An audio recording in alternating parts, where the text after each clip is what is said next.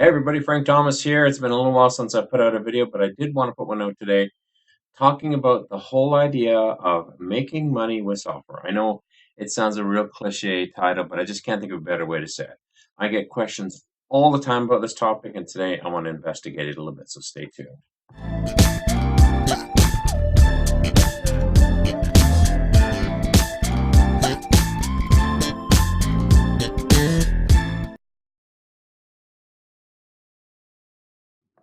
Hey, my name is Frank Thomas, and like the title said, it's a little cliche, but making money with software. I just can't think of a better way to say it. But the truth of the matter is, I get asked this all the time. I work with lots of different developers and lots of different shops, and I get the same questions over and over because a lot of them find out that I have sold software online very successfully. And they ask, well, how do you do it? Being a good software developer doesn't mean you're going to be a good software salesperson. So today we're going to investigate that a bit, and it's a lot easier than you actually think. So in one of my previous videos, I was talking about different ways to prosper, and one of them was just getting a job. Another one was lots of other things. The only one that comes to my mind is create your own software. Now, today we're going to investigate that a little deeper. So let's say you have an idea, and I like to call the idea the pig, the pork or the sandwich, okay? The meat of what you're trying to build. And you don't want to try to build something that does too many things. Like writing good software, when you're building a class to do something, you want to do one thing really well, and only one thing really well. The same way, same idea with building software. At the end of the day, you want to have one idea. Let's say you want to build a piece of software that will change the background of Windows, and that's all it does. So that's the meat or the pig of the actual product. This is why people are going to buy it. But people don't buy the pig; they buy the lipstick on the pig. Okay, and the idea behind that is you're going to put a nice front interface on it. You want to make it easy to use. You want to make it so they don't have to open up a manual to use the software you've developed. And you want them to say, wow, I'm glad I bought this. I'm really glad I bought this, or I got a subscription to this, or whatever it is. So let's say you've done that. Let's say you've built something and it's ready to roll, or it's getting ready to roll. One of the first things you'll want to do is decide how you want to sell the software. Lots of different ways to do it. If there was one way, this would be simple, but there isn't. There's about as many ways as there are different types of people. Uh, Places that I found to be very successful is you never want to try to go onto, let's say, a Facebook group or forum. Forums are kind of dead now, but just as per se, or you don't want to get on YouTube. Nothing's worse than jumping onto a YouTube video and going into a Facebook group and it's buy, buy, buy, buy, buy. You got to buy this out. You got to buy this out. And people don't like that. They don't like that. They just do not like that. They want to be sold, but in a different way. They want to see the usefulness of what you got and say, hey, this is something I'd really like to get. Now, there has to be a unity of how much you want to sell the software for and how much the person who's buying the software thinks it's worth. You always want to give more value than you get, so to speak. But at the end of the day, you're going to use numbers to make the money. In the 1920s and the early 20th century in general, the big way to sell and to become popular and to do well was to create a book, to write a book.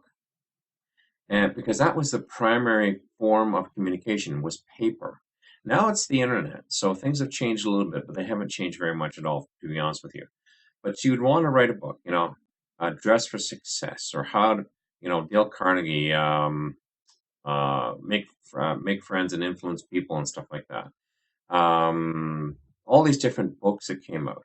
Now, the book sold for a very small amount of money. The average person could go to the local newsstand and spend under $1 and get a paperback book which had knowledge in it that was worth thousands of dollars. So there was this really big shuffling, making a lot of value, little cost. And we have to emulate that same model. A lot of value, little cost. So there's two ways to sell your software. Let's say you find a way to get in front of people, and I'll discuss that in a different video in the near future. But for today, let's say you're getting in front of people. How do you project that? Well, first of all, how much are you selling your software for? You might have worked on a piece of software, and now you got to get out of the job mindset here. This is important. You'd say, if I'm going to be doing this myself and I'm going to handle all this extra stuff, and I've got to, pay an accountant, and I've got to have a business license, and I got to do all this stuff, I got to make more money, and you do, but you can't think about one client thinking. And that's what happens when you have a job. You go for looking for a job, and let's say you want to make $75 an hour, okay, or $50 an hour, $100 an hour, it doesn't matter. And you say, oh, it's going to take me, let's say 100 hours to create this piece of software. So if it's, make the math really easy. Let's say it's $100 per hour you want to make, and it's 100 hours. That works out to about $1,000, right? Oh, that's $10,000. I take that back, $10,000. But you can't go and have that one client mentality and say, "Oh, you want my software? It's $10,000." What's happened is you went from having this lots of value, little cost, to lots of cost, little perceived value for that cost. So that's what's important here to think about. So you would think in terms of, how could I sell this to 100 people? Let's say the cost was $10,000 to develop the software. 100 people, that turns into, let's say $100 per person, $100 per person to sell that to. My math is probably all wonky. Yeah, you never know I'm a programmer, right? But, you see what I'm saying here. I'm dividing the cost across multiple people. Now let's say I get 200 people, that becomes $50 a person. I get 400 people, I get $25 a person. So what's happening is we're starting to get that ratio is starting to turn into the favor of the person who's buying. And we're emulating that book model from the early 20th century. Very successful model, by the way. And let's say that's what you do. When you're selling it and you're selling something one time, you're only going to make money still one time on that. Once your software is run through and run out, it's done. If you have built a piece of software that has long store shelf value, in other words, you can have people buy it for years, then your profitability model definitely goes up. Some of the softwares I've created have had a very short shelf life, and some of them have had a very long shelf life.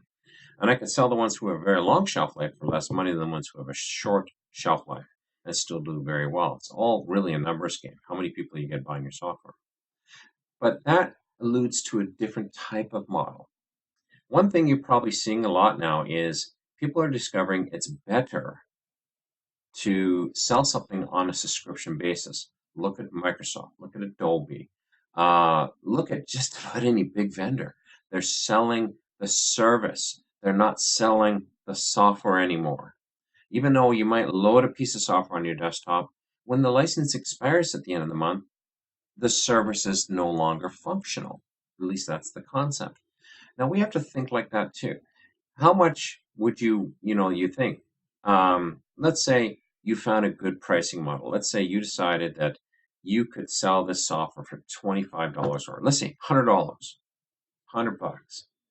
You're going to get less clients who purchase that software once, one-time fee, $100, than let's say you created a model that was $10 a month. Now, some people would argue with me, but the numbers do show this, that people would rather spend less every month, because we all get paid pretty much in an either biweekly or monthly kind of way, so we always thinking about our bills on the month. We have to pay our rent or our mortgage every month. We have to have monthly car payments. We have monthly insurance payments. Tacking on a monthly subscription is just part of the mix. So if we think like that, we can take a product that we'd have to earn $100 and just have, like, say, like that $10,000 product, you need 100 subscribers. I'm going to pull up my calculator just to be sure that I got the numbers right here, so I don't sound like silly or whatever here. So I know you can't see this, Okay, 100, yeah, 100 times 100 is 10,000 bucks. So I was right on the money there. But let's say $100 is what you want to make. Getting 100 subscribers might be difficult, but getting, let's say, 1,000 subscribers or 1,000 people buying at one time at 100 bucks might be harder. And you can offer that as an option. But let's say getting people signing up at 10 bucks a month. You might not get 1,000 to make up that number, like to make up that 10,000 right away, but you will get it over time. And you would say to me, well, Frank, that means they have to subscribe for at least 10 months for me to make close to the same money as if they just gave me the money right up front. And you're absolutely correct. But believe it or not, it's worth more. I have sold products that people have subscribed to for years, and I made way more money than to have them just pay me a couple $1,000 up front, to be perfectly honest with you. And I can see how that model works, and I can see how it works very well. Now you got to keep in mind here, again, like the guy who's writing book or books, you're hearing the S at the end here, in the early 20th century, he's going to create more than one book. You're going to create more than one piece of software, and you're going to do it again and again. Once you create the model once you build, let's say it's a software piece of software you built, and you're providing it on a website, and they get access to that piece of software, or let's say it's a piece of software they download.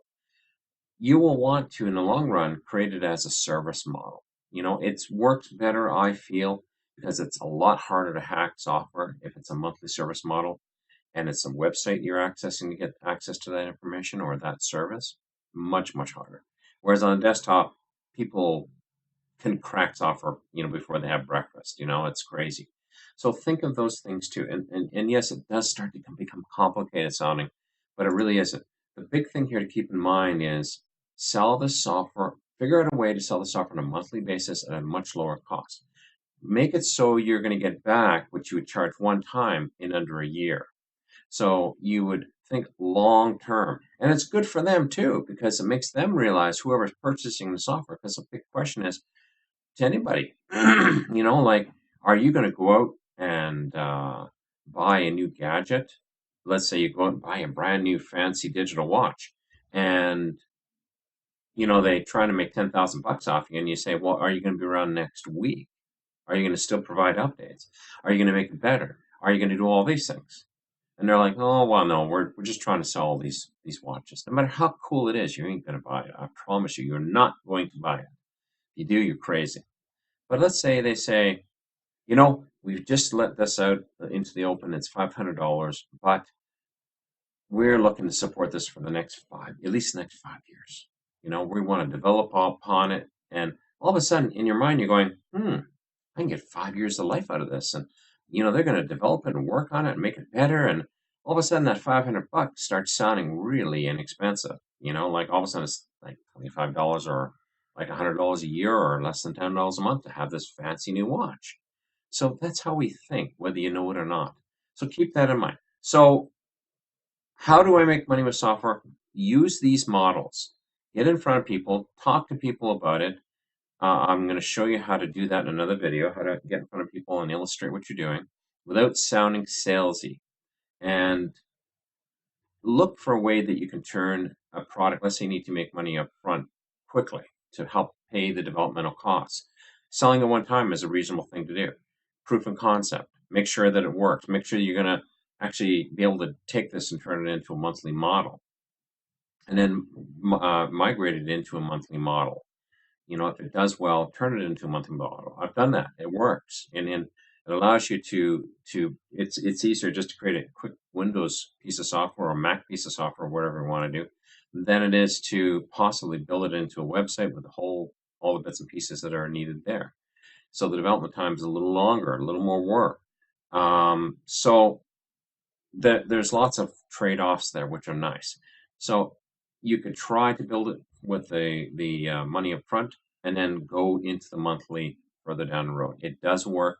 Guys, trust me on this. So as a quick review, get out there, create your pig, put your lipstick on the pig, make it look nice, and then figure out a way to get it in front of people, which I'll be, like I said, illustrating in another video. and figure out a way to make it so you can sell it to multiple people. Don't think job mentality. Think software developer mentality. And our software publisher, not developer, software publisher, and think about having multiple customers, multiple licenses. That's it for today. This is Frank Thomas. I hope you enjoyed this video. And if you did enjoy the video, make sure you subscribe. Click the bell to get a notification. Like I said, I'm going to be putting out a video here shortly, within the next week or so, on how to get in front of people and to get your name out there. So thanks a lot, and make sure you stay tuned.